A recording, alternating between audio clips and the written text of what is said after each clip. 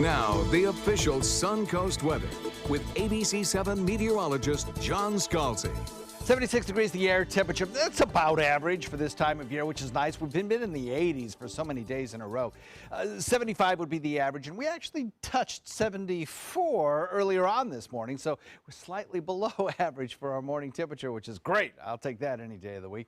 72, our dew point, east-southeast wind coming in about 7. That southeast wind will be kind of consistent throughout the day today. Big ridge of high pressure sitting to the north. We're on the underbelly of that high, bringing the winds up out of the southeast.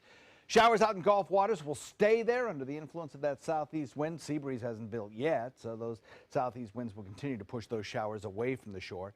High pressure located just to our north is going to draw down some slightly drier air today. That's going to kind of mitigate just a little bit the number of storms that build in the afternoon in response to sea breeze activity. But still, the further south you go, the more likely you are to encounter some stronger storms. So if you're setting off for Miami at around 3 o'clock this afternoon, it's going to be a wet drive. We're looking for a little bit less rainfall here locally today. The further north you go, the less rainfall you get. Lots of sunshine, consequently, spells warm afternoon temperatures. And in fact, I think our daytime highs will probably top out a degree or two warmer than they were yesterday. We have the RPM computer model put into motion. You can see the showers that build this afternoon are going to be relatively sparse, but they'll be around. There'll be a few of them around. And the general motion will be from the east interior sections to the Gulf waters to the west. So we'll watch for that to occur. Then tomorrow, I think moisture will start to return. We'll start to see some bigger storms begin to build in the afternoon.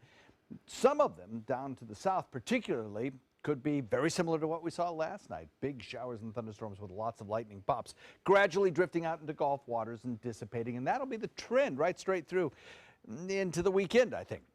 So, tropically speaking, all eyes, of course, are looking south of Hispaniola as a cluster of showers and thunderstorms begins to take shape, maybe even developing enough organization to be classified as a tropical depression, perhaps a tropical storm. Earl, it would be called.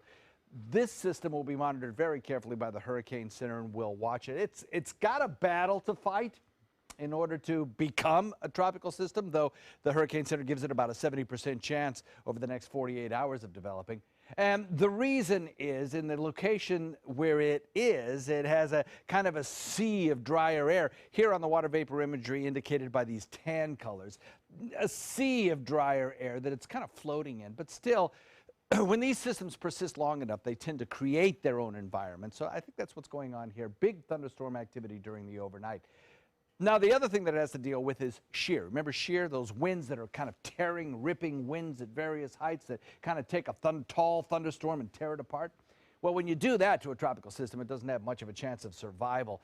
If you look at where the system is now located, the winds aloft tend to be kind of rough. You know, redder is better on this map. The redder the colors, the stronger the shear, the less a chance of a system developing into something stronger.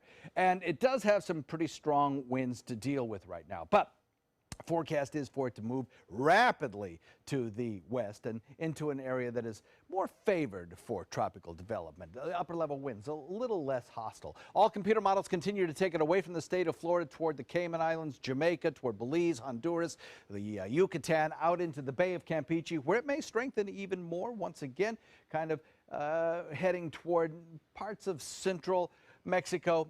Again, this is basically going to be a rainmaker, I think, not so much a windstorm as a big rainmaker for those locations. So we'll watch it, keep you abreast. The only thing I would say, its impact on Florida, none at all, basically, except that maybe as we get into this time period, like Wednesday, Thursday, Friday, we'll have to watch some of the wave heights far offshore for boaters. So just keep that in mind. Southwest wind coming in at about 10 knots in the forecast for the remainder of the week.